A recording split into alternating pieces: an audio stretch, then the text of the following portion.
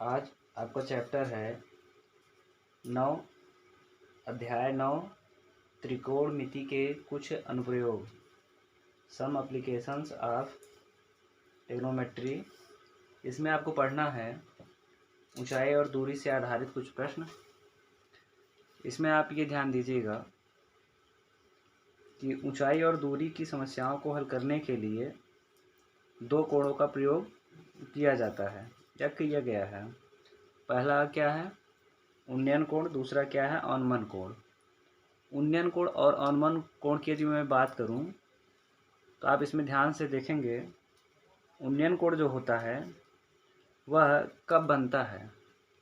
जब कोई व्यक्ति अपनी आँखों को क्षैतिज रख के क्षैतिज से जब ऊपर देखता है तो उसकी आँखों पर उन्नयन कोण बनता है। चलिए इसमें परिभाषा समझाते हैं, इसमें क्या बोला गया है। जब कोई वस्तु हमारे नेत्र के क्षैतिज तल से ऊपर स्थित हो तो हमें उस वस्तु को देखने के लिए अपना सिर ऊपर उठाना पड़ता है। इस क्रिया में हमारे नेत्र एक कोण बनाते हुए घूमते हैं। यह कोण उन्नयन कोण कहलाता है और जैसा कि इस चित्र में दिखाया गया है उसमें उन्नयन कोण को थीटा माना गया है।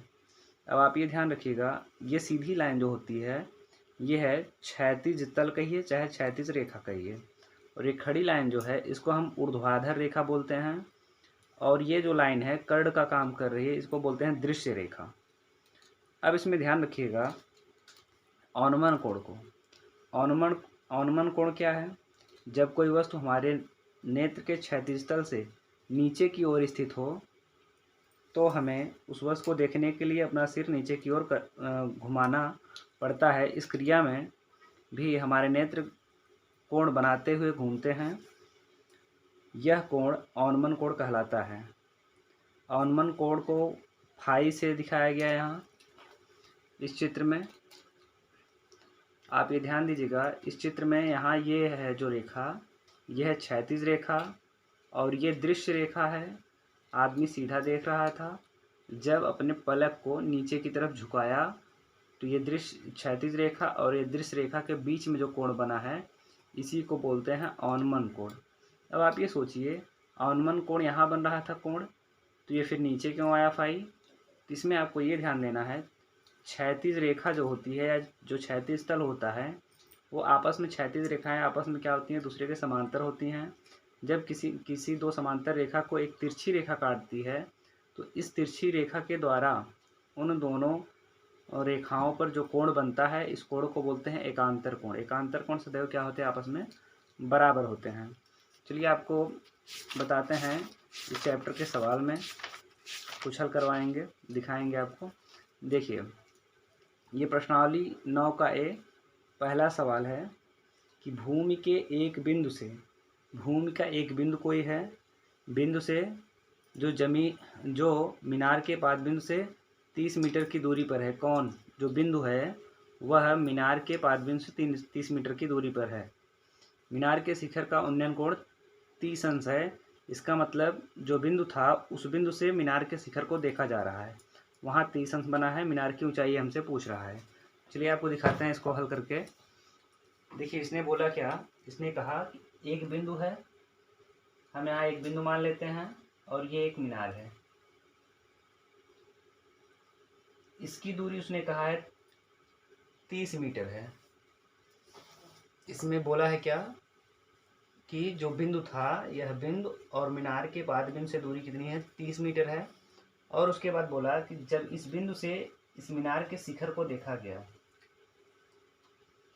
तो यहाँ बोला है उन्नयन कोण 30 अंश बना है, तो यहाँ 30 अंश बनेगा।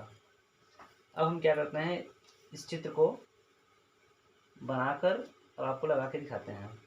मेरा ध्यान रखिएगा, इसमें हमसे क्या पूछा गया? मीनार की ऊंचाई पूछी गई है।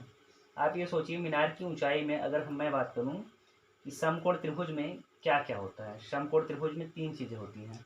आप यहाँ देखोगे, ये लंब है और ये आधार है, ये कर्ण है। इन तीनों में आपको चर्चा करना है, किसका किसका, ये ध्यान रखिएगा। एक तो आधार दिया गया है और यहाँ ऊंचाई के बारे में पूछा जा रहा है, इसको हम एस मान लेते हैं, और यहाँ थीटा है। बस इतनी चीज़ों की यहाँ बात की गई है, इसी पे हम सवाल लगाएंगे। अब आप ध्यान रखिएगा, सबसे पहले हम मानते हैं कि यहाँ हमने BC को क्या माना। या तो आप ये समझिए, सवाल में जो चीज़ पूछा जाए, मीनार की ऊंचाई पूछी गई, उसको आप मान लीजिए। माना मीनार की ऊंचाई बराबर क्या है, यहाँ है h मीटर, इसको हम मान लेते हैं। अब इसके बाद ऊंचाई मानने के बाद आप ये समझिए किस त्रिभुज में आप चर्चा कर रहे हो, उसको लिख देना। समकोण त्रिभुज ABC, इस त्रिभुज का नाम क्या है, ABC। ABC में, इस त्रिभुज में आपको क्या क्या मिला, ये आप ध्यान रखिएगा। तो यहाँ हमें मिला, एक मिला है AB जो कि आधार का काम कर रहा है, वो है 30 मीटर, ठीक। और एक मिला BC जो कि लंब का काम कर रहा है, उसको हमने माना h। और एक मिला थीटा, थीटा क्या है, 30 अंश है, ठीक। अब इसमें आपको ये ध्यान देना है, आधार प्राप्त है, लंब पूछ रहा है, तो आप ये सोचिए कोई दो चीज़ पकड़ना है, या तो लंब कर्ण या तो आधार कर्ण, इसी हिसाब से आपको पकड़ के हल करना है कोई दो चीज़। तो एक तो वो पकड़ना है जिसका मान पता है, दूसरा वो पकड़ना है जिसका मान पूछा जा रहा है, और थीटा भी लेना है। इसमें हम ये देखेंगे, आधार पता है, लंब पता है। अब आप ये सोचिए, त्रिकोणमिति में, त्रिकोणमिति अनुपातों में ये जो आधार है और लंब है, ये किस में आता है, टैन में आता है और काट में आता है। तो टैन और काट के हिसाब से हम इसको हल करेंगे। तो चाहे आप टैन का यूज करिए चाहे काट का यूज करिए, दोनों से वैल्यू बराबर आएगा। हम यहाँ टैन का यूज करते हैं, यहाँ लिखते हैं क्या, टैन थीटा। टैन थीटा बराबर होता है लंब बटे आधार। टैन थीटा बराबर क्या होता है, लंब बटे आधार।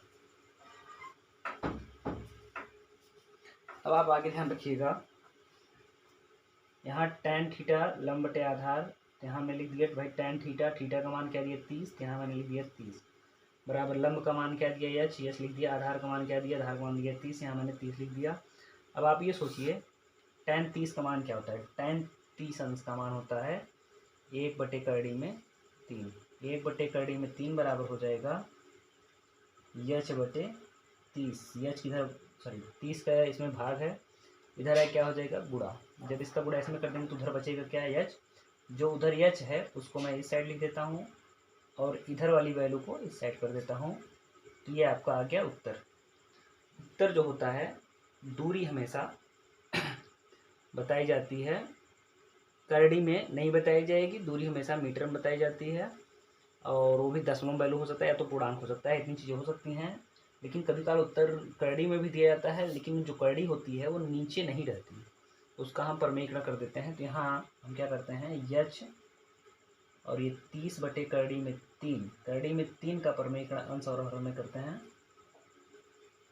इसका जब गुणा कर देंगे ये हो जाएगा 30 करड़ी में 3/3, 3 से इसको काट देंगे तो यह आ गया h बराबर 10 तिहाई 30, 10 करड़ी में 3 मीटर। एक ये उत्तर हो सकता है, या तो ये भी उत्तर हो सकता है कि 10 गुणे करड़ी में 3 का मान 1.732 रख के उसका गुणा कर दिया हो, तो h बराबर आप इसको लिख सकते हो, इसका इसमें गुणा करोगे तो ये आ जाएगा 17.32। ऐसा क्यों हुआ, जब आप जीरो वाले का गुणा करते हो, दशमलव कहा जाता है जितना जीरो रहता है उतने अंक दाहिने चला जाता है, तो एक जीरो था, एक अंक दाहिने चला गया, यहाँ दशमलव आ गया। अब इसके बाद ये आपका मीटर यहाँ लिख देंगे। हिंदी आप लिख सकते हो मीनार की ऊंचाई, मीनार की ऊंचाई, मीनार की ऊंचाई कितनी है, मीनार की ऊंचाई अभी देखो h हमने माना था, ऊंचाई h आ गई। चाहे उत्तर ये हो सकता है या तो ये हो सकता है, जो भी उत्तर है इसमें आप वो लिख सकते हैं, 10 करड़ी में 3 भी लिख सकते हैं, या तो 17.32 मीटर ये भी आप लिख सकते हैं। अब इसके बाद आपको अगला सवाल बताते हैं।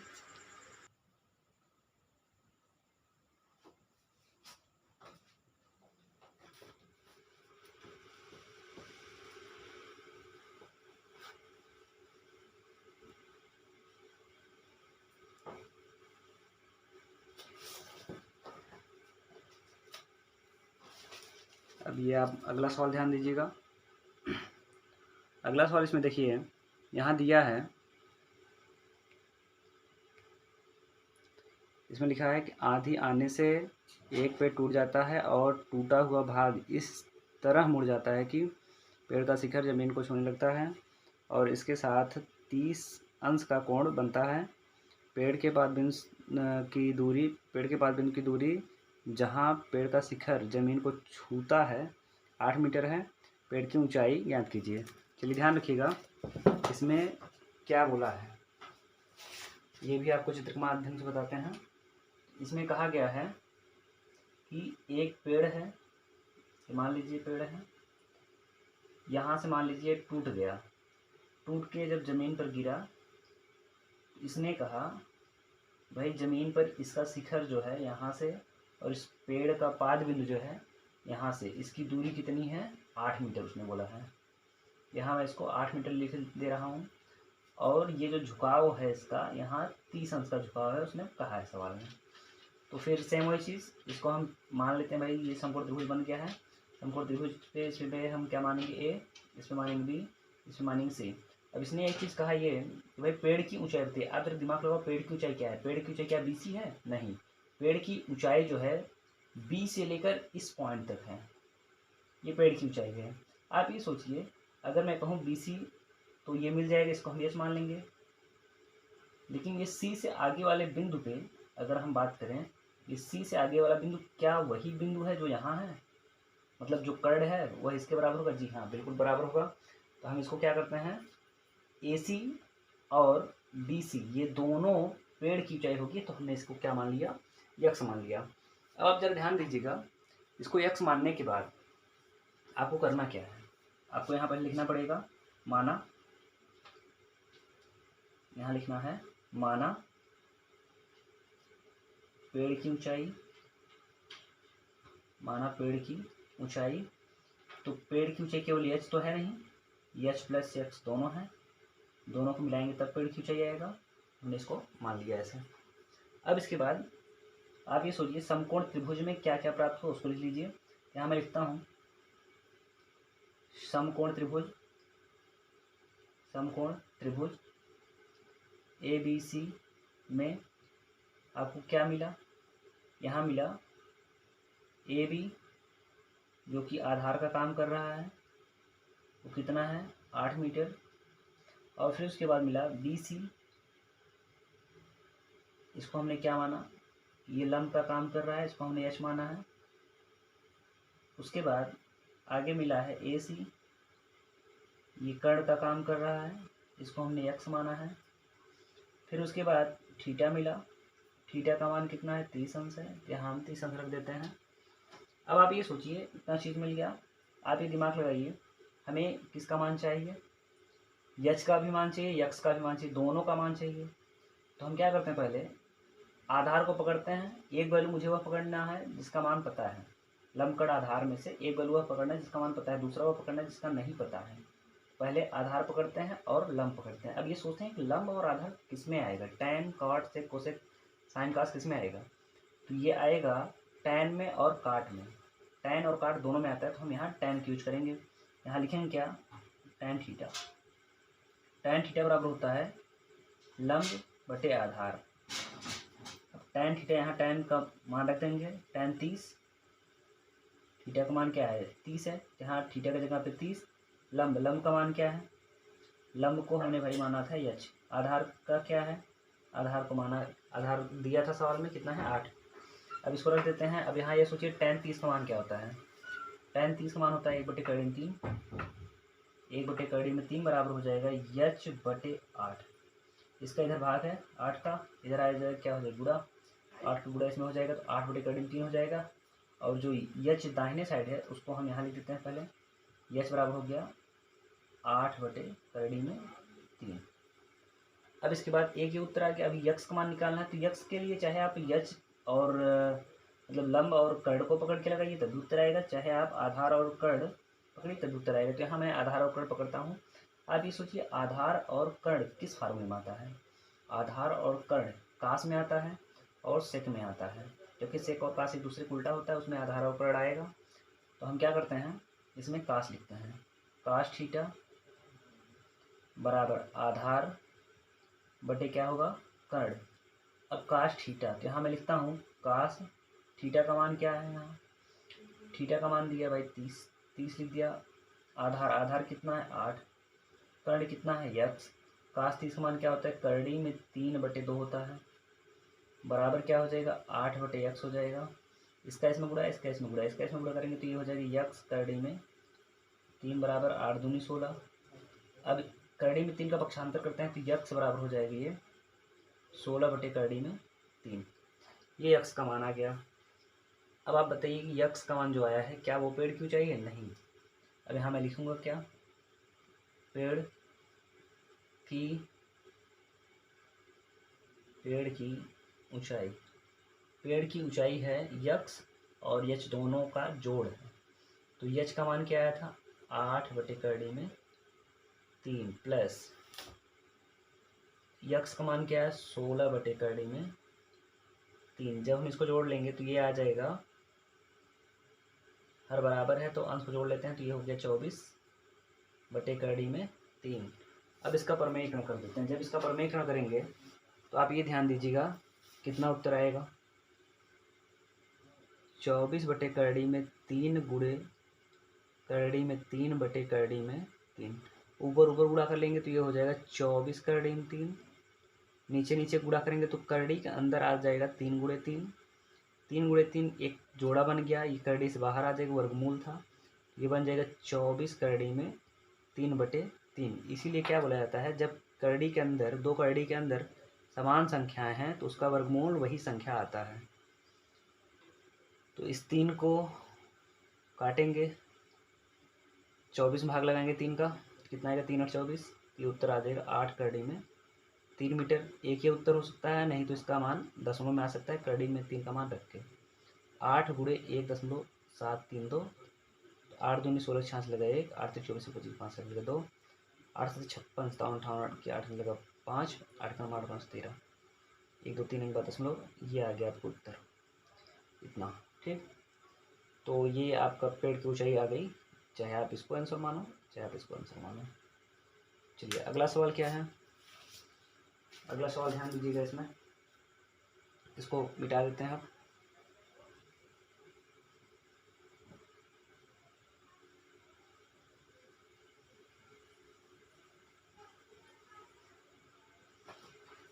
अगर मैं अगले सवाल की बात करूं तो अगला सवाल आप ध्यान से देखिएगा, इसमें क्या बोला है, इसने क्या कहा है। इसने कहा सवाल नंबर 3, ये बोला एक मकान के आधार से एक मीनार के शिखर के उन्नयन कोण की माप 60 अंश है।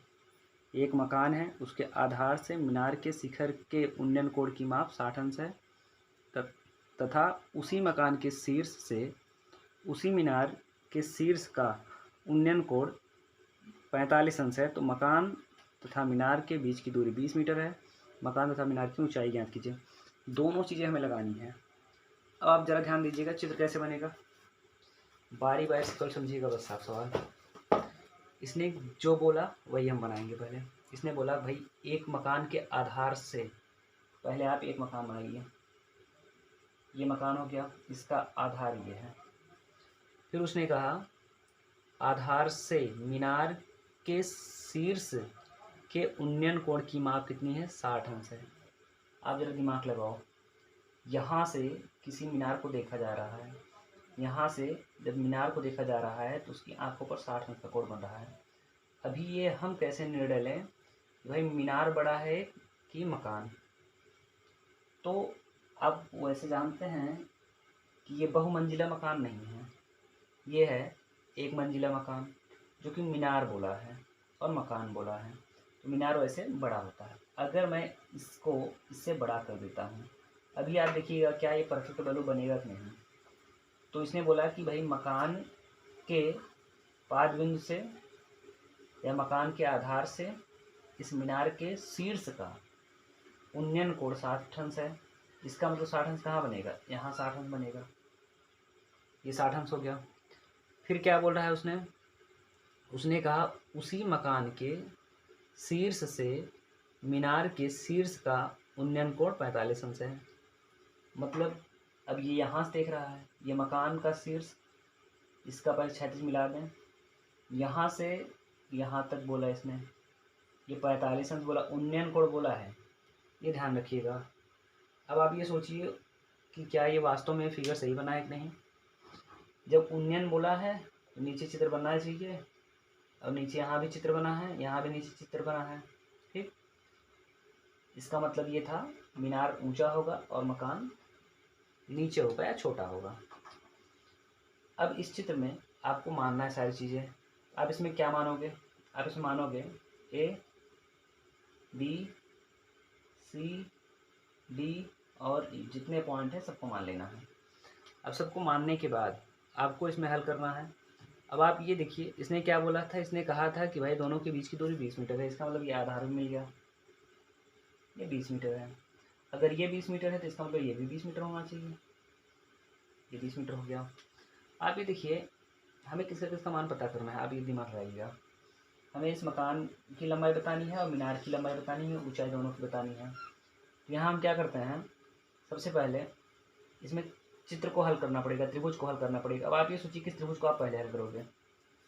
जैसे अगर मैं इस त्रिभुज की बात करूँ, बड़े त्रिभुज की, तो बड़े त्रिभुज में आप देखोगे ये वैल्यू पता है, ये थीटा पता है, ये पूर्ण रूप से जो लंबाई है ये आसानी से निकल जाएगा, क्योंकि आपको बताया गया भाई समकोण त्रिभुज में केवल 2 चीज़ें पता होनी चाहिए, तीसरा अपने आप निकल जाता है। थीटा पता है, आधार पता है, लंब ये निकल जाएगा। अब इस त्रिभुज की यदि मैं बात करूँ तो इस त्रिभुज में आप ये दिमाग लगाइए, यहाँ जो त्रिभुज बना है समकोण त्रिभुज, ये भी बना है, ये भी बना है। इस त्रिभुज में अगर मैं बात करूँ तो ये आधार पता है, थीटा पता है, ये भी ऊंचाई निकल जाएगी। लेकिन क्या हमें इसकी आवश्यकता है कि इस ऊंचाई की आवश्यकता है?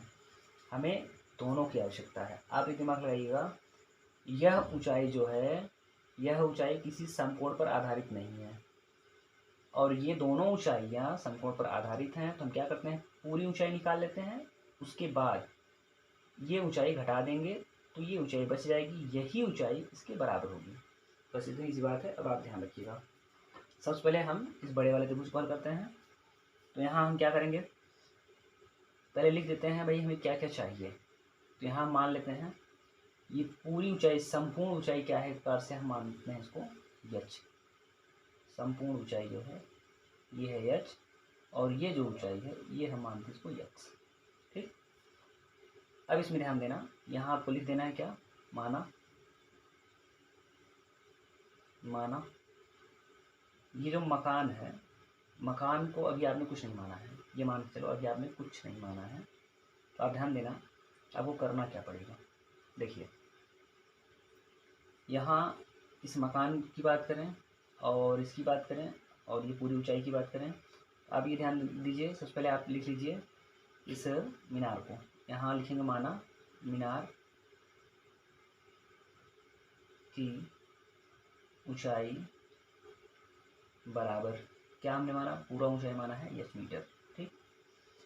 अब इसके बाद यहाँ आपको इस चित्र में जो भी मिला उसको आप लिखिए। सबसे पहले हम लिखेंगे समकोण त्रिभुज। समकोण त्रिभुज कौन सा त्रिभुज, ए बी सी नहीं है जी, ए बी डी है, ए बी डी में समकोण त्रिभुज ए बी डी में। अब समकोण त्रिभुज ए बी डी में आपको क्या मिला, आपको मिला थीटा, थीटा बराबर 60 अंश आपने लिख लिया। उसके बाद क्या मिला, मिला ए बी। ए बी क्या काम कर रहा है, ए बी जो है वो आधार काम कर रहा है। तो यहाँ मैं लिख देता हूँ ए बी आधार है जिसका मान 20 मीटर है। इसके बाद क्या मिला आपको, ए बी मिल गया, और ये है B C, sorry B D, B D, ये पूरा बी डी क्या काम कर रहा है, लंब का काम कर रहा है, जिसको हमने क्या माना है, एच मीटर माना है। उसके बाद और क्या चाहिए इसमें, बस ये सारी चीज़ें, 3 चीज़ें मिल गई। अब आप इसको हल कर लीजिए, एच का मान निकाल लीजिए। तो आप ये दिमाग लगाइए, ये लगेगा किस फार्मूले पर, ये है आधार, ये है लंब, लंब आधार किस में आता है, टैन में आता है। तो यहाँ लिखेंगे टैन थीटा, टैन थीटा बराबर लंब बटे आधार, टैन थीटा यहाँ हो जाएगा, थीटा का जगह पे 60 अंश बराबर लंब एच बटे आधार 20, टैन 60 मान होता है करीब 3, एच बटे 20 इसका आप इसमें गुणा कर देंगे तो ये बन जाएगा कितना, ये बन जाएगा 20 करड़ी में, ये बन जाएगा 20 करड़ी में 3 बराबर यच। यहाँ आप लिख सकते हो यच बराबर 20 करड़ी में 3 मीटर। ठीक, अभी आपको यच का मान मिला। यच का मान जो मिला है इसका मतलब है आपको मीनार की ऊंचाई मिल गई। यहाँ आप लिख सकते हो, इसका उत्तर दे सकते हो, मीनार की ऊंचाई, मीनार की ऊंचाई बराबर 20 करड़ी में 3 मीटर। ये आपका उत्तर हो सकता है। ये आप उत्तर लास्ट में भी लिख सकते थे, नहीं तो आप आगे ध्यान दीजिए, इसको और क्या लिख सकते हो, 20 लिख के करड़ी में 3 का मान रख दो, 1.732।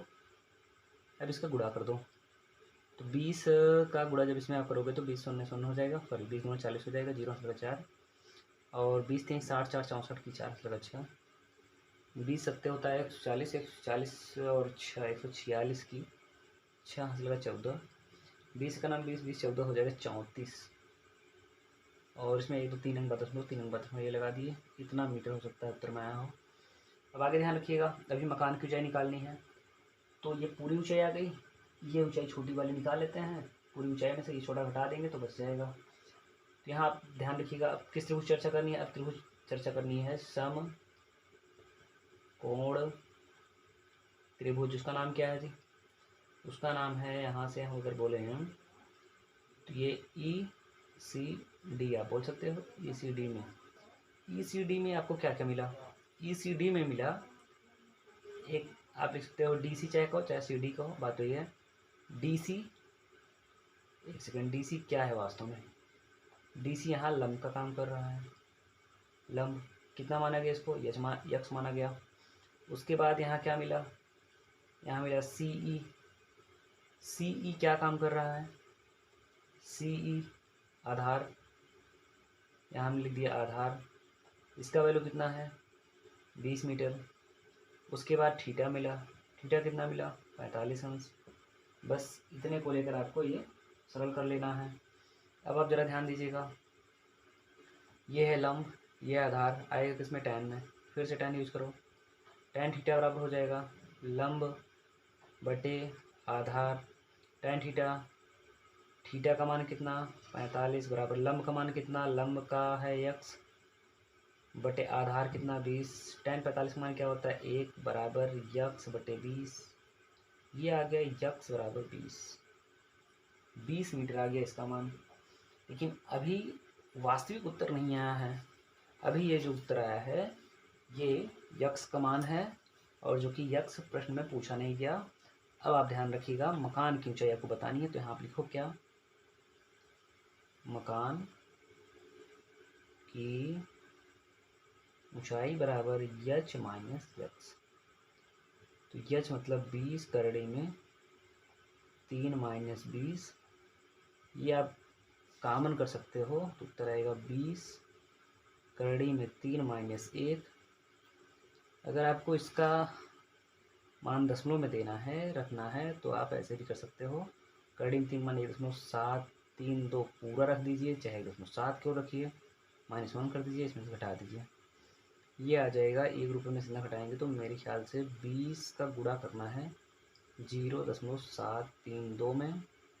अब जब हम इसका गुणा इसमें करेंगे तो देखिए कितना आता है, तो ये 20 चौका सॉरी 20 गुना 40 का 4, 20 से 60 64, 20 सत्ते 146 146 और ये लग गया 3 के बाद दशमलव, ये यहाँ दशमलव लग जाएगा, इतना मीटर। क्या हो सकता है, ये आंसर दिया हो या तो ये दिया हो, इसमें ये आंसर होगा या तो ये होगा। चलिए आगे ध्यान रखिएगा। अगला सवाल क्या है, अगला सवाल अगर हम ध्यान दें, ये सवाल नंबर आपका है 4। सवाल नंबर 4 देखिए क्या है। सवाल नंबर 4 में बोला है, उस समय सूर्य का उन्नयन कोण 30 अंश था, एक स्तंभ की परछाई 20 मीटर नापी गई। जिस समय सूर्य का उन्नयन कोण 30 मीटर था, जिस समय सूर्य का उन्नयन कोण 30 मीटर था, एक स्तंभ की परछाई 20 मीटर नापी गई, स्तंभ की ऊंचाई ज्ञात कीजिए। मतलब पूरी बात ये है कि एक स्तंभ मतलब आप मान लीजिए एक खंभा था जो कि 20 मीटर शायद उसकी परछाई थी, और उसके बाद उसने कहा क्या कि उन्नयन कोण जो है उसका 30 अंश है, उसी के आधार पे इसको लगाना है। तो चलिए ध्यान दीजिएगा, इसमें पहले एक बार क्वेश्चन देख लेते हैं फिर से। क्वेश्चन जो है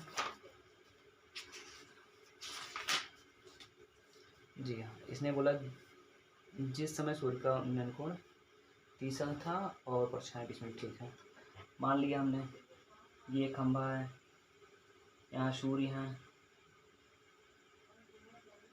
इनका प्रकाश जब आएगा तो वही इस खंभे की परछाई नीचे बनेगी। ये परछाई हो गई, ये कितनी मीटर है 20 मीटर, और ये उन्नयन कोण कहाँ बनेगा नीचे, ये 30 अंश है। बस ये समकोण बन गया त्रिभुज। अब इस समकोण त्रिभुज में आपको ये बताना है ऊंचाई, तो यस मान लो, तो यह ए, ये बी हो गया, ये सी हो गया। इसी के आधार पे आप ये आसानी से निकाल सकते हो। आपको बता दें एक छोटा सा तरीका, क्या इसमें क्या क्या दिया गया है पहले मैं उसको लिख देता हूँ, या मान लेता हूँ जो कहा है उसने। स्तंभ बोला, तो यहाँ लिखेंगे माना। माना क्या, स्तंभ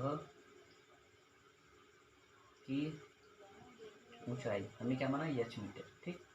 उसके बाद अब क्या दिया गया है, यहाँ आप लिखोगे समकोण, समकोण त्रिभुज ए बी सी। समकोण त्रिभुज ए बी सी में क्या मिला आपको, थीटा मिला, कितना अंश है 30 अंश है। एक ये पॉइंट हो गया। दूसरा उसने कहा भाई ए बी है क्या चीज़, आधार, आधार कितना है 20 मीटर। दूसरा ये पॉइंट हो गया।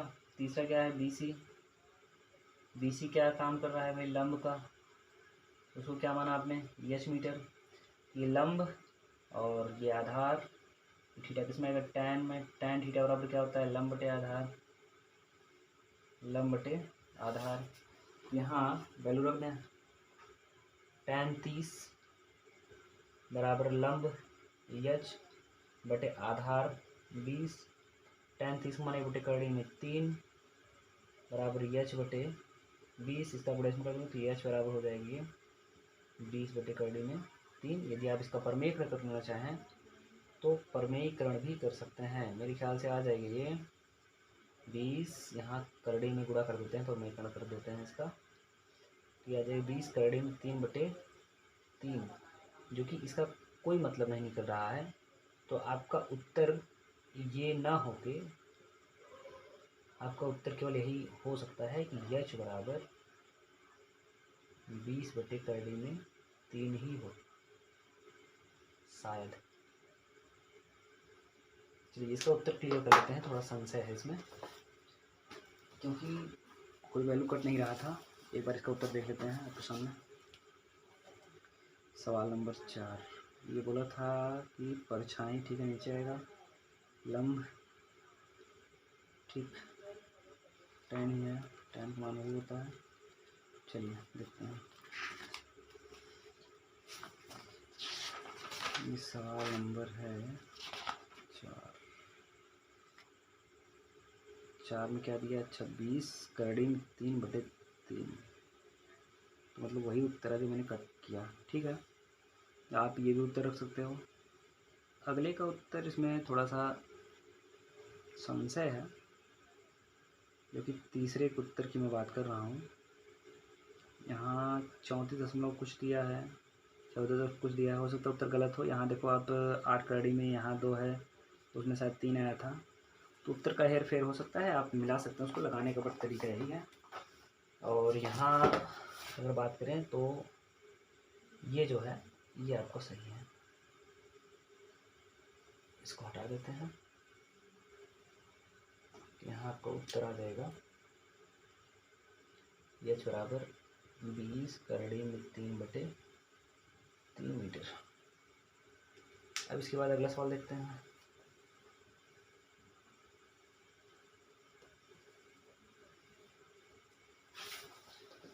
देखिए अगला सवाल क्या बोला है। अगला सवाल बोला कि यदि एक मीनार की छाया उसकी लंबाई की करड़ी में 3 गुनी हो तो सूर्य का उन्नयन कोण ज्ञात कीजिए। इस बार सवाल थोड़ा सा बदल गया, इस बार हमें थीटा ही बताना है और अभी तक पूरे सवाल में थीटा दिया जाता था। इसने क्या बोला कि एक मीनार है और उसकी छाया की बात हुई है और थीटा की बात हुई है। सबसे पहले मैं एक मीनार बना लेता हूँ और एक इसकी छाया हो गई और यहाँ से ये मिला देता हूँ तो ये थीटा हो गई। उन्नयन कोण की बात किया यहाँ उन्नयन कोण कुछ नहीं है, हमने क्या माना उसको थीटा मान लिया है। अब इसके बाद इसने क्या क्या बोला है, इसने कहा मीनार की जो छाया है उसकी लंबाई की कड़ी में 3 गुनी है। इसका मतलब ये हुआ अगर लंबाई यच है तो ये छाया इस लंबाई की कड़ी में 3 गुनी। अगर आप ये दिमाग लगाओ, अगर ये 4 होता तो ये कड़ी में 3 गुना मतलब क्या 4 कड़ी में 3 भाई इतना गुना। अगर मैं कहूँ ये छाया 2 गुना है तो 4 का 2 गुना कर देते, 2 का गुणा कर देते 4 में तो 8 होता। वही सेम चीज़ यहाँ भी है। ये हो जाएगा कितना, ये आ जाएगा यच कड़ी में 3। ये आप मानो ए, ये मानो बी, ये मानो सी, सेम चीज़ें पुरानी ही हैं। इन दोनों का मान अभी काल्पनिक है और ये भी काल्पनिक है। आपको उत्तर वास्तविक के पदों में देना है तो ध्यान रखिएगा। तो चलिए यहाँ मान लेते हैं, माना मीनार का नाम था, मीनार की मीनार है भवन है, ये मीनार है। मीनार की ऊंचाई हमने क्या माना यच और छाया की लंबाई यहाँ हम लिख सकते हैं छाया की लंबाई, उसको क्या मानेंगे एच कड़ी में 3। चलिए ये ध्यान रखिएगा, ये सब है क्या चीज़। आप यहाँ लिखोगे समकोण त्रिभुज ABC में आपको क्या मिला, यहाँ थीटा तो पता नहीं है, हाँ ठीक है एक चीज़ मिला है BC आप बोल सकते हो जो कि लंब का काम कर रहा है, काल्पनिक ही मिला है मगर मिला है ठीक। और AB जो है आधार का काम कर रहा है और ये है एच कड़ी में 3। थीटा को थीटा ही रखेंगे। यहाँ लंब और आधार ये फार्मूला चलेगा tan पे, तो tan थीटा बराबर होता है लंब बटे आधार tan थीटा। तो यहाँ लिखेंगे tan थीटा की जगह पे थीटा बराबर लंब, लंब कितना है जी यच बटे आधार यच कड़ी में 3।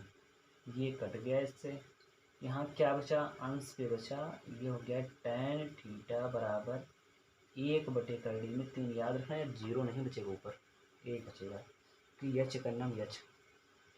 तो ये आपका आ गया 1 बटे कड़ी में 3। आप ये दिमाग लगाओ थीटा का मान निकालना है। और यहाँ क्या लिखा है tan, तो ये सोचना पड़ेगा आपको कि tan थीटा tan कितने अंश का मान ये है। अगर इधर भी tan रहेगा इधर भी tan रहेगा तो tan एक प्रकार से माना जाता है कट गया, लेकिन ऐसा होता नहीं है, वास्तविक ये है नहीं, क्योंकि tan का थीटा में गुणाक संबंध नहीं होता है कभी भी, ये ध्यान देना, उसका वो कोण है एंगल है। तो यहाँ हम लिखेंगे भाई ये tan थीटा है और ये tan 30 अंश का मान है। इसका मतलब ये हुआ कि जैसे हम tan 30 अंश की जगह ये रखते हैं, इसके जगह tan 30 लिख सकते हैं। tan से tan ये मान लिया जाता है कैंसिल हुआ है, तो ये हो गया थीटा बराबर 30। हालांकि इसमें कैंसिल नहीं होता है, तुलना किया जाता है। हम ये बोल सकते हैं tan इक्वल है, थीटा हो गया 30 के बराबर। ये आपका उत्तर हो सकता है। यहाँ बोल देंगे क्या उन्नयन कोण, मैंने गलत लिखा क्या, उन्नयन कोण ना, अगर मैं बात करूँ उन्नयन, ठीक है ये गलत हो गया, थोड़ा इसके बीच में जाते हैं। उन्नयन कोण आपका हो गया 30 अंश ठीक। ये आपका ये एक उत्तर हो गया। चलिए सवाल नंबर आते हैं 6 पे।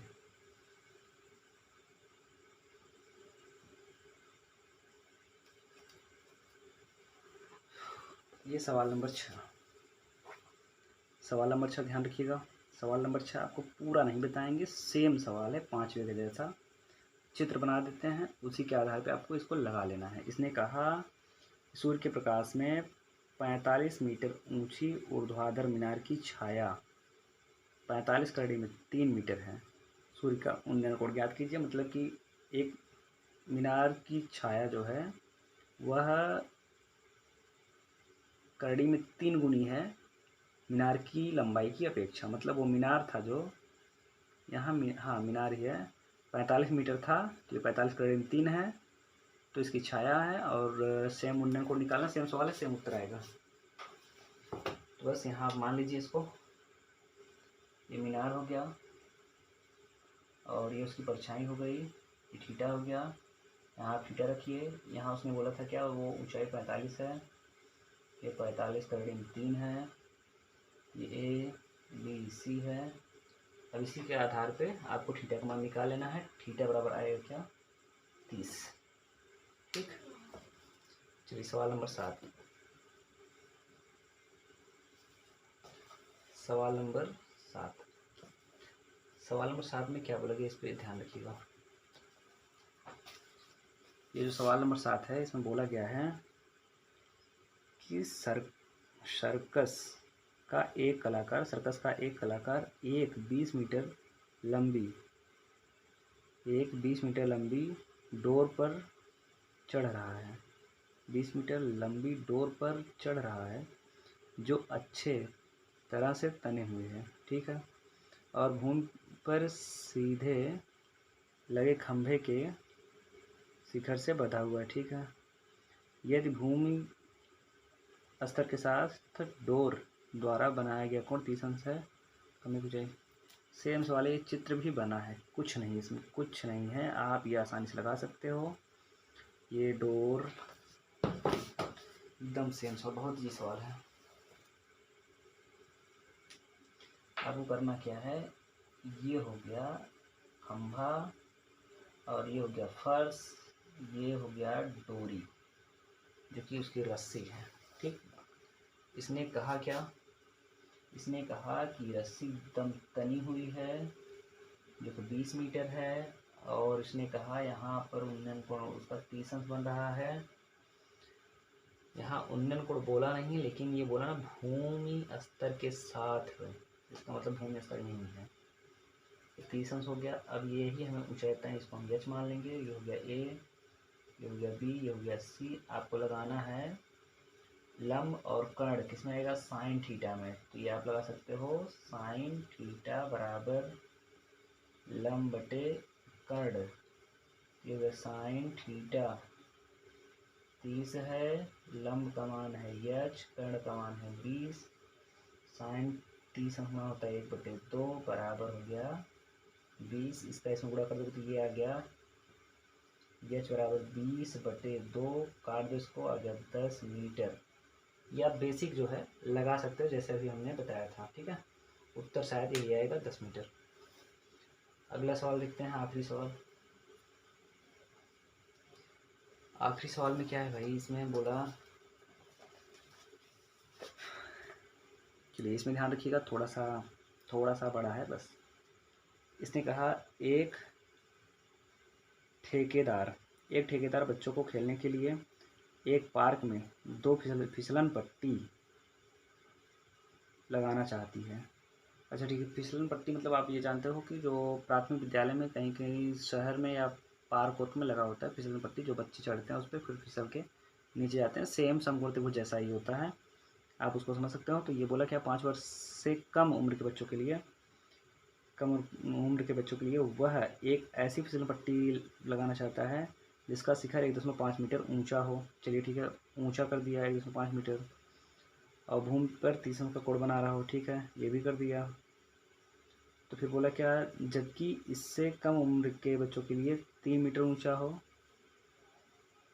सॉरी अधिक उम्र के बच्चों के लिए 3 मीटर ऊंचा हो। भाई बच्चे अधिक उम्र वाले हैं तो 3 मीटर ऊंचा, उसकी ऊंचाई हो गई 3 मीटर। और इसने बोला है क्या, ढलान जो है उसका फिसलन पट्टी लगाना चाहता है, ये 60 अंश का कोण बना रहा है, और प्रत्येक फिसलन पट्टी की लंबाई बतानी है। एकदम इजी सवाल है, 2 चित्र बना सकते हैं आप, 2 चित्र के हिसाब से आप यहाँ लिख सकते हैं इसको। तो पहले इसने क्या बोला, 5 वर्ष के बच्चों के लिए, यहाँ लिखेंगे पहले 5 वर्ष के बच्चों के लिए फिसलन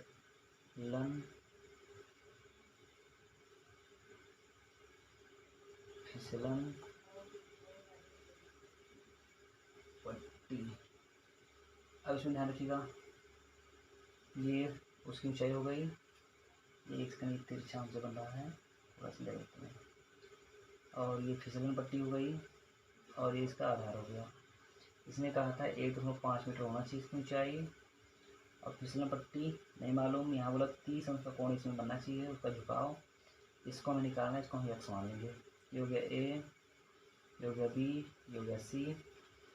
अब इसका हम ध्यान रखिएगा, ये दूरी नहीं पूछा है, ये फिसलन पट्टी को जो पूछा है, तो चलिए इसमें ये लगा सकते हो आप, बहुत आसान है। यहाँ आपको ये बोल देना है भाई 5 वर्ष के बच्चों की फिसलन पट्टी की ऊंचाई, ये मैंने पहले ही लिख दिया, यहाँ केवल फिसलन पट्टी की ऊंचाई लिखते हैं। यहाँ लिखेंगे माना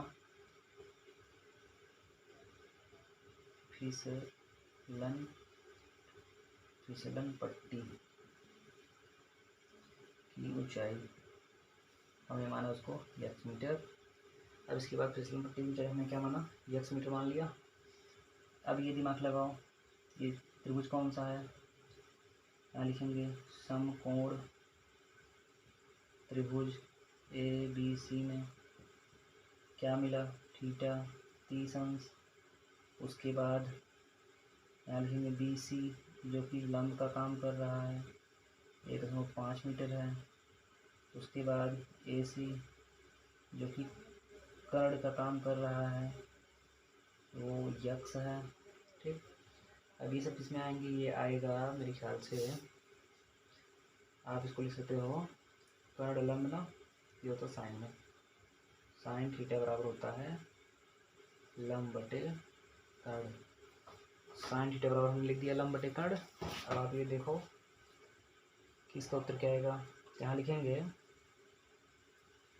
साइन थीटा, सॉरी थीटा की जगह 30 रखेंगे, इसका वैल्यू दिया है, साइन 30 बराबर लंब 1.5 बटे कर्ण यक्स, साइन 30 मान 1/2 बराबर 1.5 बटे यक्स, इसका गुणा इसमें, इसका गुणा इसमें, ये हो गया यक्स बराबर 15 दूना 30, 30 का मतलब हो गया है ऐसे, या इसको लिख सकते हैं 3 मीटर। ठीक, ये हो गया फिसलन पट्टी की ऊंचाई कितनी, 3 मीटर। पहले का आंसर आप यहाँ लिख सकते हो, फिसलन पट्टी की ऊंचाई बराबर 3 मीटर। अब यहाँ बात करें दूसरे सवाल का, यहाँ लिखेंगे उसी सवाल में है, तो 5 वर्ष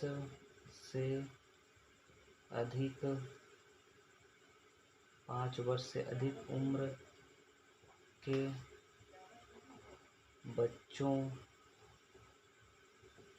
के लिए फिसलन पट्टी की ऊंचाई या फिसलन पट्टी। ठीक, तो यहाँ सेम चित्र वही बनेगा, यहाँ छोटा बना देते हैं, लेकिन वास्तव में तो होगा इससे बड़ा, आप इसी समझ लो। ये 60 अंश है, और ये बोला था 3 मीटर है, इसको हम x मान लेंगे, इसको मानते हैं PQR मान लेते हैं इस बार, PQR सेम चीज़ें हैं, आप इसको लगा लोगे तो नाम उन सब ऐसे ही रखना सेम।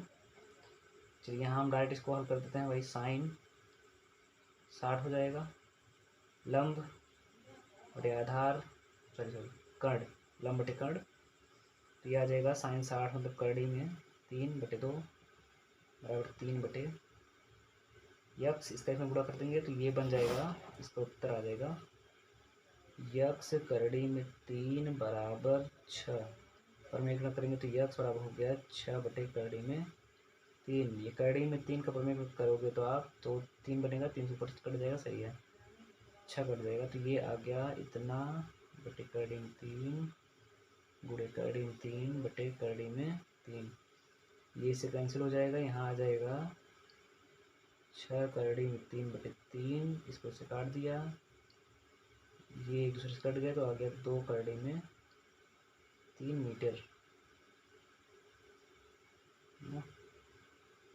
मीटर 2 करड़ी में 3। अब आप ये दिमाग लगाओ, ये ऊंचाई कम थी, फिसलन पट्टी ज़्यादा लंबी हो गई,